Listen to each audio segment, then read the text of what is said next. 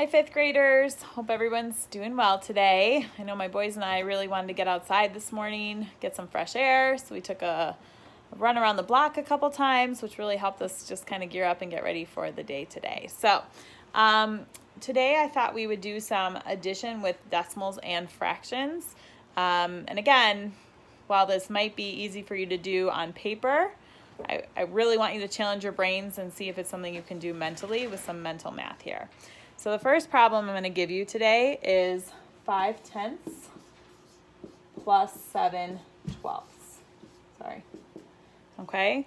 So I want you to think about how you might go about solving that. Again, please make sure you pause the video if you have any, if you need some think time, and then we'll come back together. I'll share a strategy or two and see if it matches what you did. Patrick's trying over here too.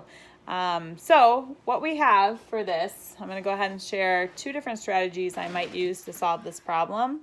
Again, see if it matches yours. I wish I could hear your thinking, but since I can't, hopefully you have the opportunity to share with someone else and then decide if you agree or not. So two ways I might do this. First of all, I know that 5/10 is equal or equivalent to 1/2.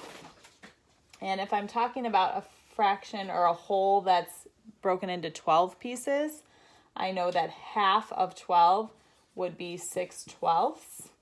So I might go ahead and just say 6/12. Sorry, I might change that into 6/12 and then add my 7/12.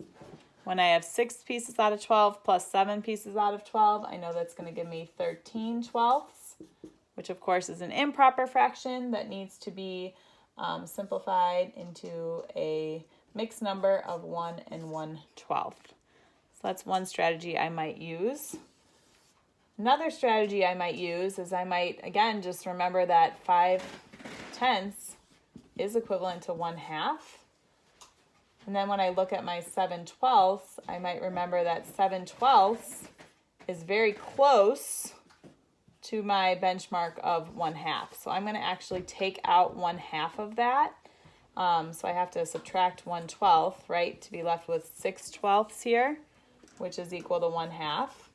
So if I take out that 6/12 and add it to my 5/10, I know that's 1/2 plus 1/2, which is 1 whole.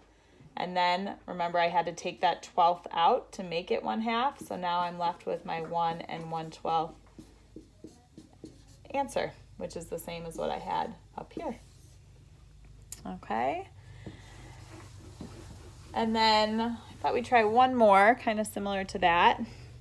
Another problem here is 25/100 plus 7/8. Again, sometimes when we see problems like this, we see, a decimal and a fraction, we might say, oh, I have no idea how to solve that. But I think you really do if you think about it. Think about your strategy you might use. So again, I'm hoping you're giving yourself a chance to try and solve these before looking at my solution. But what my strategy might be here is kind of similar to what I did on the last one. I know that 25/100 is equal to 1/4. So now I'm looking at adding 1/4 plus 7/8. And when I think about 7/8, I'm thinking about how if I had eighths, I know that 7/8 is actually very close to 3/4.